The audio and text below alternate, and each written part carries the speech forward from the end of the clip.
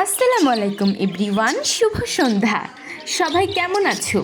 আশা করছি সবাই অনেক ভালো আছো।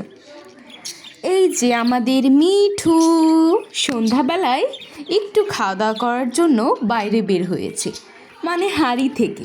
হাঁড়ি যে তার কী পছন্দ, সারাটা দিন শুধু হাঁড়ির মধ্যে বসে থাকবে।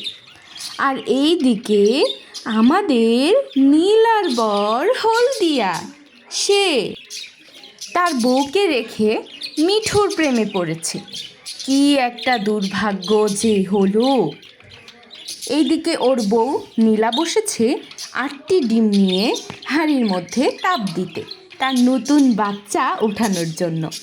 আর এইদিকে হলুদ তার বউয়ের সেবা যত্ন বাদ দিয়ে সে চলে এসেছে মিঠুর প্রেমে পাগল হতে। ছি ছি ছি রে ননি, ছি ছি ছি ছি রে ছি রে ননি, ছি ছি ছি। হলুদিয়া কি যে করছে, এইভাবে কেউ ঝুলে থাকে? আর আমাদের দুষ্টু মিষ্টি মিঠু মহারানী খাবার খাচ্ছে, আর এই যে ঝুলে ঝুলে মিঠুকে দেখার চেষ্টা করছে। তোর বউ হাঁড়ির মধ্যে, তুই তোর বউকে খাওয়াই দিবি, যত্ন করবি, তা বাদ দিয়ে তুই মিঠুর প্রেমে পড়েছিস? দুষ্টু একটা। এই দুষ্টু দুষ্টু, একটা মার দিব ধরে।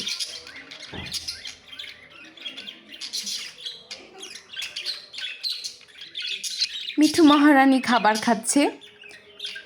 ও সাধারণত সকালবেলা আর সন্ধ্যার দিকে খাবার খেয়ে থাকে বেশি করে, আর দুপুরবেলা আমরা যে খাবার, সবজি, ডিম সিদ্ধ এগুলো দিয়ে থাকি, ওইগুলোই খেয়ে থাকে। শীতকালে পাখিদেরকে তুলসী পাতা দেওয়া হয়। তুলসী পাতাও ওদের ঠান্ডা লাগা থেকে অনেক রক্ষা করে। এই যে লক্ষ্মীটা, খাবার খাও তুমি। তোমার এখন রেস্ট চলছে, তুমি শুধু রেস্ট করবে আর খাওয়া দাওয়া করবে।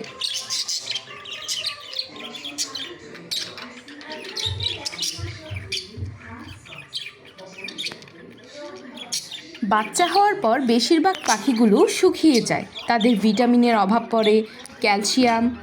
এজন্য পাখিদেরকে মিনিমাম 2 থেকে 3 মাস রেস্টে রাখা উচিত। রেস্টে রাখার পরে পাখিগুলো তাদের শরীরের যেই ভিটামিন, ক্যালসিয়ামের ঘাটতি থাকে সেগুলো পূরণ হয়ে যায়। এই যে অবশেষে হলদিয়া এসেছে তার বউয়ের কাছে। এখন তার বউটাকে দেখতে এসেছে। কি করছে আমার বউ? ওকে এভরিওয়ান, সবাই ভালো থাকো, সুস্থ থাকো এবং আমার চ্যানেলটি সাবস্ক্রাইব করো।